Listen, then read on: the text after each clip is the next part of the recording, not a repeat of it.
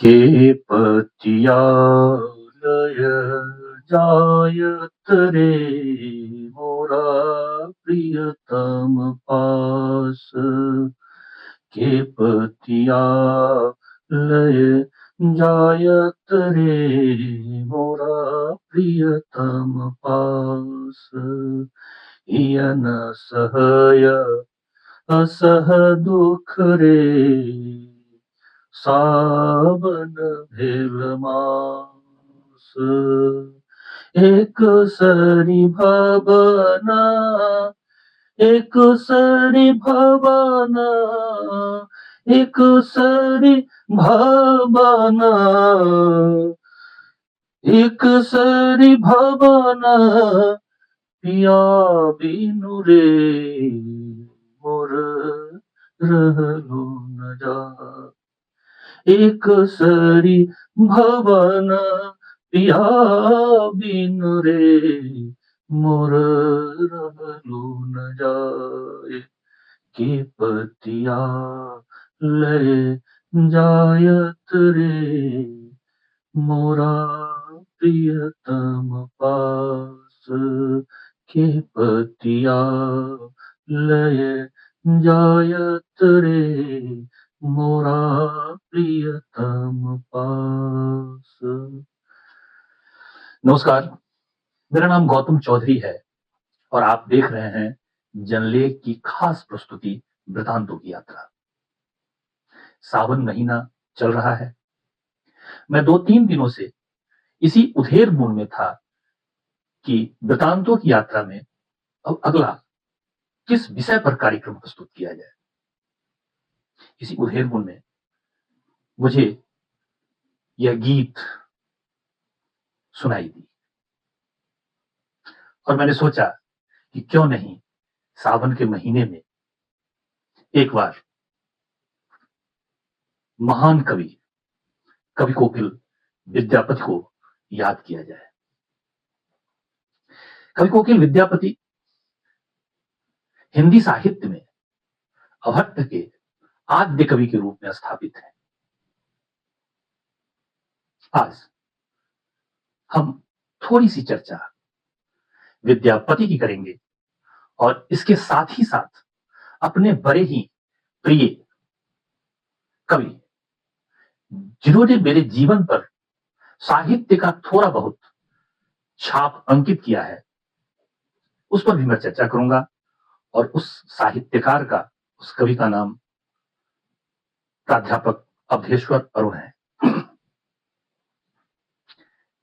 चर्चा का सिलसिला मैं यहां से प्रारंभ करता हूं कि जब मैं बिहार विश्वविद्यालय में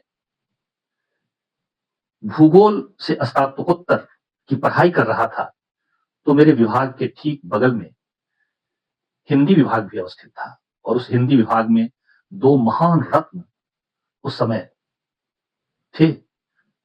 दोनों रत्नों का मैं नाम लेना चाहूंगा और वो दोनों ही रत्न मेरे लिए इतने प्रिय थे जिसकी कल्पना नहीं की जा सकती है। एक महान भाषा विज्ञानी, साहित्यकार डॉक्टर अवधेश्वर अरुण और दूसरे थे साहित्य के मर्मज्ञ, भाषा के उद्भट विद्वान, वाणी में सरस्वती निवास करती थी और उनका नाम डॉक्टर प्रमोद कुमार सिंह है।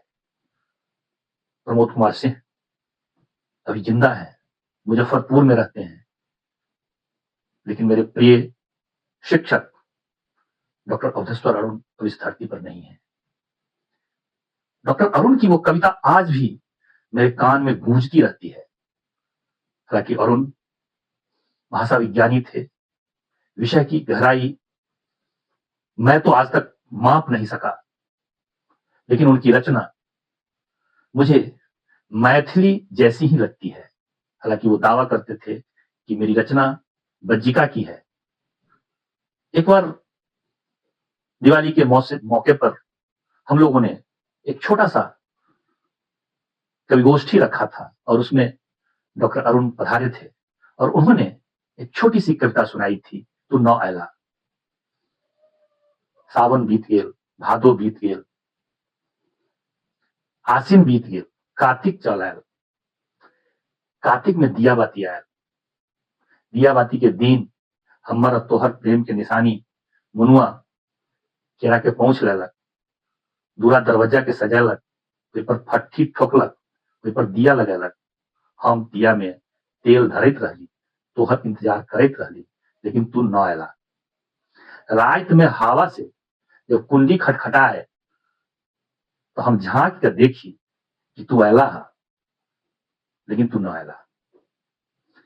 यह रचना मेरे दिल दिमाग को इतना प्रभावित आज भी करता है कि आप इसकी कल्पना नहीं कर सकते हैं। तो आप की कल्पना ऐसे मुकाम पर मैं ले जाना चाहता हूं जहां विद्यापति की नायिका घर में बैठी हुई है, बाहर झमाझम बारिश हो रही है, हल्की हल्की ठंडी ठंडी हवा चल रही है, पेड़ पौधे झूम रहे हैं, मानो पूरा प्रकृति नृत्यमय संगीतमय हो गया हो। प्रकृति में तो उल्लास है, प्रकृति में एक गजब प्रकार की मादकता है, लेकिन घर में बैठी नायिका विरह की वेदना से तड़प रही है। आप कल्पना कर सकते हैं, विद्यापति ने उसी विरह वेदना, उसी प्रतीक्षा, उसी भावना को शब्दों में और सहज शब्दों में उकेरने का, लिखने का, व्यक्त करने का प्रयास किया है। आप कभी इस रचना को, इस गीत को शारदा सिन्हा के स्वर में सुनेंगे तो आपको बहुत अच्छा लगेगा।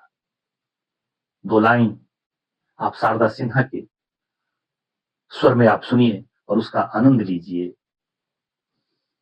आपको इतना बढ़िया लगेगा कि मत पूछिए।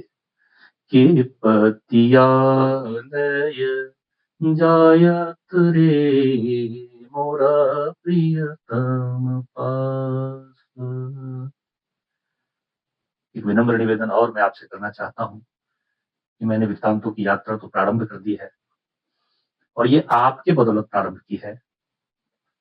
मैं तो बहुत ही छोटा अकिंचन आदमी हूं, जीवन भी मेरा बहुत व्यवस्थित नहीं है, लेकिन मुझे पूरी उम्मीद है कि आप लोगों का मुझे सहयोग मिलेगा। इसलिए कृपया मेरे इस काम से आप खुश हैं, मेरे इस काम से आपको थोड़ी बहुत भी खुशी होती है, आनंद आता है, तो आप इस चैनल को सब्सक्राइब करें और अपने मित्रों तक पहुंचाएं। सोशल मीडिया के विभिन्न प्लेटफॉर्म पर इसे साझा करें, कमेंट करें। साथ ही साथ मैंने अपना एक छोटा सा प्रयास किया है।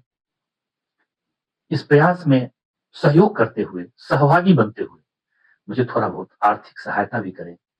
आर्थिक सहायता के लिए मैंने आर्थिक सहायता के साधन, माध्यम अपने इस कार्यक्रम के साथ अटैच किया है। इन्हीं शब्दों के साथ अपनी वाणी पर मैं विराम देता हूं। नमस्कार, धन्यवाद। के पतिया ला जायत रे मोरा